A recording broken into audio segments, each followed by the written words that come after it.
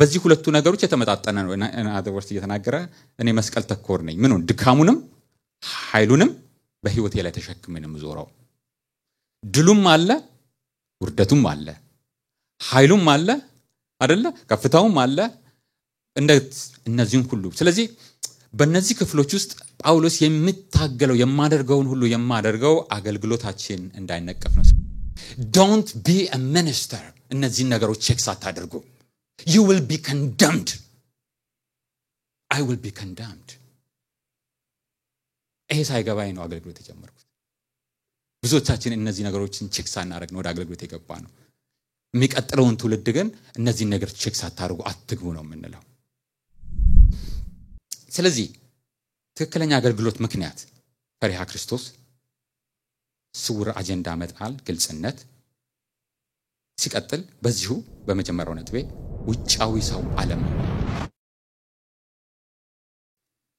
መጽሐፍ ቅዱሳችንን ሁለተኛ ቆሮንቶስ ምዕራፍ 5 ከቁጥር 11 ጀምሮ እስከ 17 ያለችውን 6 ቁጥር ብቻ ነው የምንመለከተው ግን በእነዚህ 6 ቁጥር ውስጥ ጊዜውን በሙሉ የሚሞላ በቂ መልእክት አለውና የትም ቦታ እንሄድም እንግዲህ የጌታን ፍርሃት አውቀን ሰዎችን እናስረዳለን ለእግዚአብሔር ግን እየተገለጥነን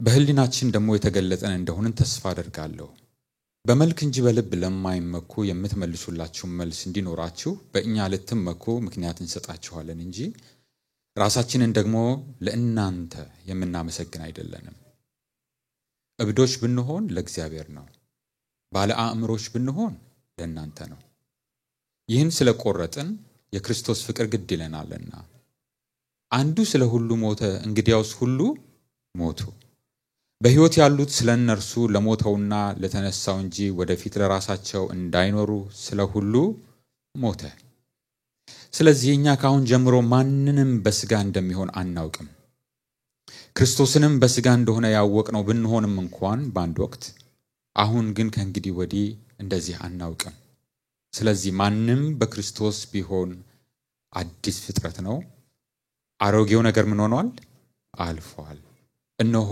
ሁሉም ምን ሆኗል ስሙ ይባረክ እንዳልኳችሁ ስለ አገልግሎት ስናወራ ምናልባት ብዙዎቻችን ወደ ልባችን የሚመጣው ስለነዛ አይነት ሰዎች ነው የሚል አይነት ነገር በውስጣችን ሊወለድ ይችላል ግን ላሳስባችሁ ወዳል ሁላችንም ምንድነን በተወሰነ ረገድ በአዲስ ኪዳን አገልጋዮች ነን አይደል አንድን ሰው ደውላችሁ እንደው በልቤ መጥቷል ጸለይኩል አይዞህ በርታ ካላችሁ እናንተ አዲስ ኪዳን አገልጋዮች ናችሁ እንዳውም ሲናገር እኛ ሁላችንንም ነው የሚለው የአዲስ ኪዳን አገልጋዮች አደረገን ይላል አይደል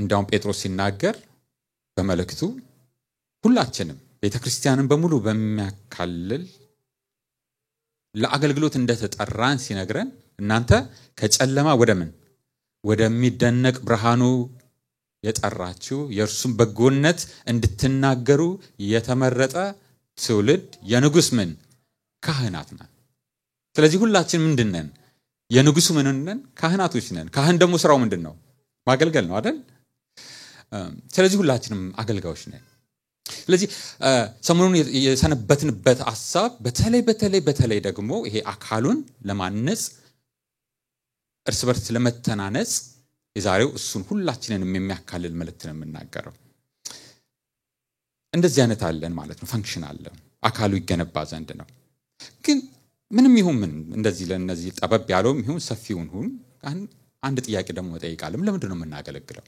ለዚህ ነው ቁጥር 11 ጀምሮ የሚጀምረው ጳውሎስ እሱ ነው the motive for ministry የአገልግሎት ሞቲቭ ነው ለምንድን ነው የምናገለግለው ነው ሁለተኛ ቆሮንቶስ ከመጽሐፍቱ ሁሉ የሚለየው ከአንደኛም ቆሮንቶስ በላይ የሚለየው ጳውሎስ በሁለተኛ ቆሮንቶስ ላይ is very personal and up close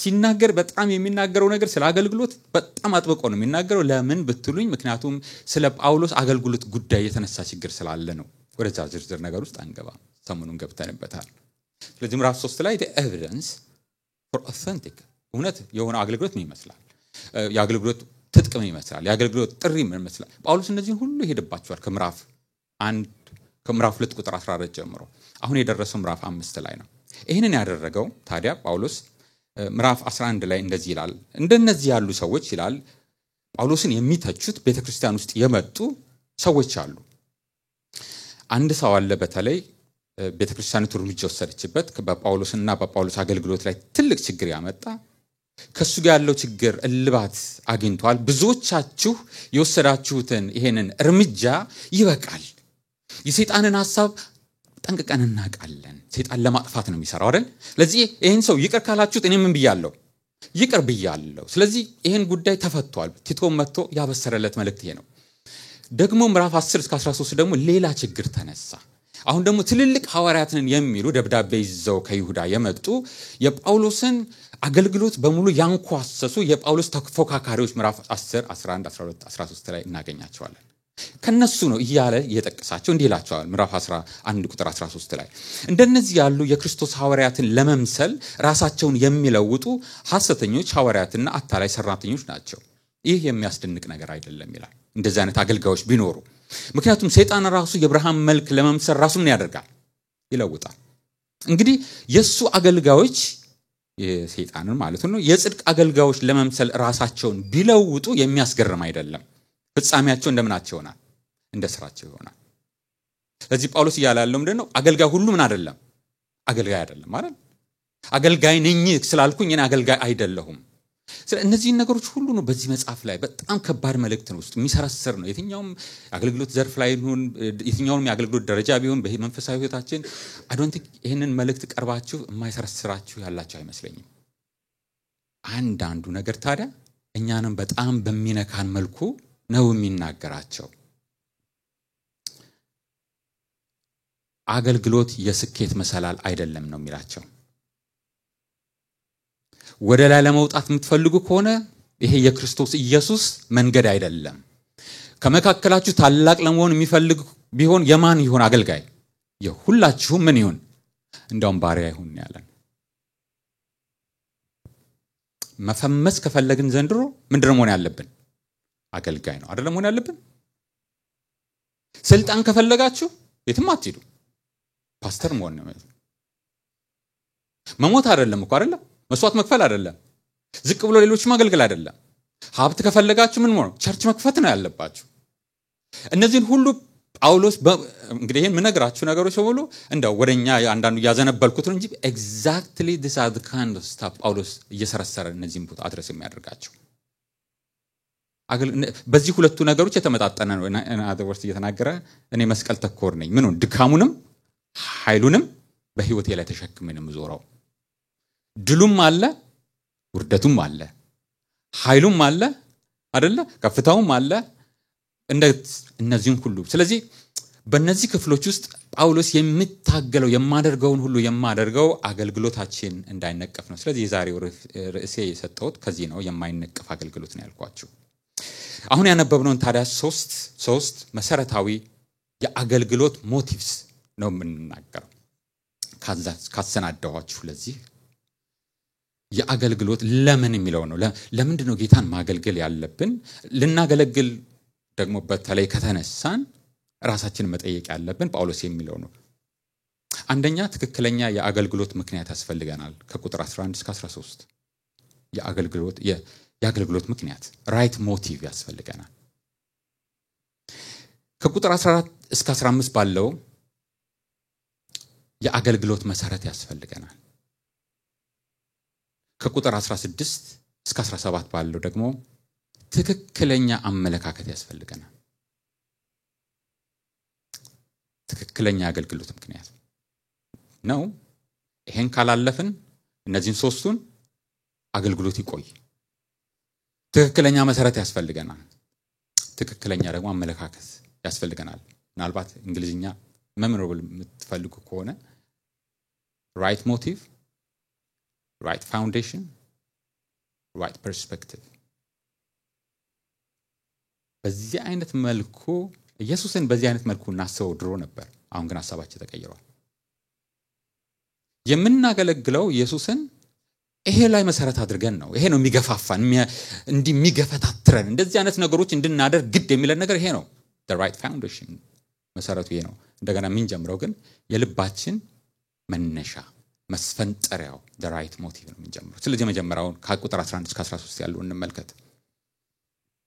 ትክክለኛ አገልግሎት ምክንያት ቁጥር 11 እንደዚህ ይላል፣ እንግዲህ የጌታን ፍርሃት አውቀን ሰዎችን እናስረዳለን። የመጀመሪያው የሚለው የማን ፍርሃት ስለምናውቅ? የጌታን ፍርሃት ስለምናውቅ። ሌላስ የሚነግረን እዚህ ቦታ ምንድነው? ክርስቶስን መፍራት እንዳለ ሁሉ ስውር አጀንዳን መጣል ሌላው የሞቲቭ አካል ነው። right motivation begins with reverence ነው ያለው፣ በአክብሮት። ሁለተኛ ደግሞ የሚቀጥለው ሌላ ስውር አጀንዳ። ለእግዚአብሔር ግን ምን ይሆነነን? የተገለጠነን። በህሊናችሁም ደግሞ የተገለጠን እንደሆነን ተስፋ አደርጋለሁ አይደል? ስለዚህ በማን ነው ፊት መጀመሪያ ተገለጠነን ያለው? ለእግዚአብሔር ነው አይደል? ምን የለም ማለት ነው? ulterior motive የለም ማለት ነው። ቀጥሎ ደግሞ ምን አለ? የእግዚአብሔርን ቃል በውሸት አንቀላቅልም።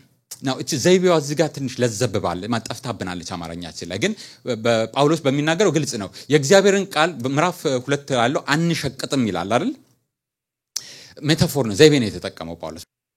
don't be a minister እነዚህ ነገሮች ቼክ ሳታደርጉ you will be condemned. I will be condemned. ይሄ ሳይገባኝ ነው አገልግሎት የጀመርኩት። ብዙዎቻችን እነዚህ ነገሮችን ቼክ ሳናደርግ ነው ወደ አገልግሎት የገባ ነው። የሚቀጥለውን ትውልድ ግን እነዚህ ነገሮች ቼክ ሳታደርጉ አትግቡ ነው የምንለው። ሲቀጥልስ ይሄ በእግዚአብሔር ፊት የቀረበ ሐቀኝነት ለሰው ግን ምንድነው? በተቻለን መጠን ለእናንተ የተገለጠ እንደሆነ ግን ምንድነው? ተስፋ አደርጋለሁ። ያ ማለት ይሄ የነገርኳችሁ ነገር በመጀመሪያና በተቀዳሚነት ለእግዚአብሔር ነው አይደል? ግን ደግሞ በሰው ፊት ደግሞ አሰራራችን የተገለጠ እንዲሆን ሌላ ሂድን ሞቲቭ የሌለኝ እንደሆነ በተቻለ መጠን ለእናንተ ለማሳየት መጣር አለብኝ አይደል? የሰውን ነገር ቀድጄ ልልበሰው አይሰራም ማለት ነው እዚህ ቦታ ላይ። እና አገልጋዮችም ስንነው ምንድነው? በእግዚአብሔርም ፊት መገለጥ አለበት፣ በሰውም ፊት ደግሞ ለመገለጥ በተቻለ መጠን ማድረግ አለብን። ግን አልቲሜት ፐርፐዛችን ግን እሱ እንዳልሆነ ሲገልጥ ነው አይ ሆፕ ያለው እዚህ ቦታ ላይ። በእግዚአብሔር ፊት ግን አይ ሆፕ አይደለም it must። ስለዚህ ትክክለኛ አገልግሎት ምክንያት ፈሪሃ ክርስቶስ፣ ስውር አጀንዳ መጣል፣ ግልጽነት። ሲቀጥል በዚሁ በመጀመሪያው ነጥቤ ውጫዊ ሰው አለመሆን። ምንድነው እሱን ይቀር ካልከኝ ግን ምን ገፍትረኝ? ምን ያስነሳኝ? ምንድነው የሚያወጣኝ ወደፊት መስዋዕት የሚያስከፍለኝ ነገር ምንድነው? ቁጥር 14 ላይ እንመልከተው። ይህን ስለቆረጥን ምን የክርስቶስ ፍቅር ግድ ይለናል። ስሙ ይባረክ። that is the right foundation for the motive።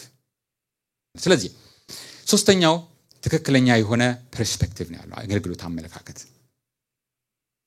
ስለዚህ እኛ ካሁን ጀምሮ ማንንም በስጋ እንደሚሆን አናውቅም። ክርስቶስንም በስጋ እንደሆነ ያወቅነው ብንሆንም እንኳን አሁን ግን ከእንግዲህ ወዲህ እንደዚህ አናውቅም። ስለዚህ ማንንም በክርስቶስ ቢሆን አዲስ ፍጥረት ነው። አሮጌው ነገር ምን ሆኗል? አልፏል። ሁሉም ምን ሆኗል? አዲስ ሆኗል። this is a perspective። አያችኋል? አመለካከት ነው።